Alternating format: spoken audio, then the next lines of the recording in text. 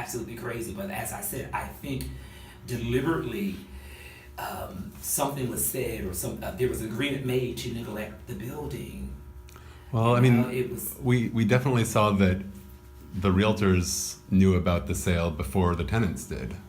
Well, I was also interested to find out in our meeting around the corner, which was the zoning meeting, that at one point they had their eye up, 49th or 46th and Spruce. 46th and Spruce. And to find out that time frame. So it's like there So- was always something in the water, but we found out years later. So that, yes, they knew that their funding had fallen apart in 2015, but you didn't get a heads up that the building might be sold until how much notice did you get? A month. Yeah. A month. When I sat and did the calculation, the notice I received, the person must have sat down at the desk and said, let's get this legally right. So even with that being legally right, Yeah. it still was just unfair. When you think of the time of the year, we were approaching the holiday season, it was just no compassion, no consideration for us as tenants, you know? As you can see, I love my home. Sure. I wanted to be home for Christmas. Of course. So I was very thankful. I was very thankful of the extension. I was very thankful for everything that was negotiated in reference to Rachel Garland and, you know, in response to the neighbors getting together and saying, hey, look. But I'm thinking if that didn't occur, we would have just been cast away and let go.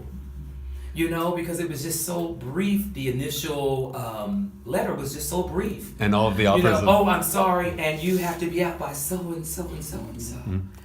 Yeah, the offers of support have all come after the article in the paper, right? The scrutiny by the neighbors. Correct. After the neighbors made it, and there was things that were brought to our attention also at that time in reference to when it went on market. Some statements that were said, which I never try to play the race card.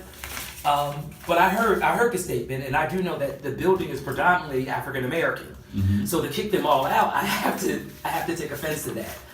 You know, I've never saw it in writing. I'm not going to pull the race card or anything like that. But if that is so, if that is the case, I do take offense to it.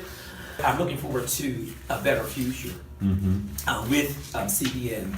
But I think that we just have to be more compassionate to us. We are the factors. We are the main focus. The tenants are the main focus. But our time here, we've invested a lot of time here, and for it to go down this way, it's just like, you know, really disheartening. Here's the actual real estate listing, which talks about the leases.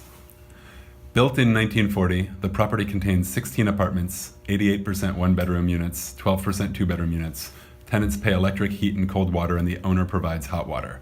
The property presents itself as an excellent value-add opportunity for new owner to capture not only students from University of the Sciences, Drexel, and Penn, but young professionals, aka you could make lots of money. The property is currently leased through Mission Services with all Section 8 tenants, which is not true.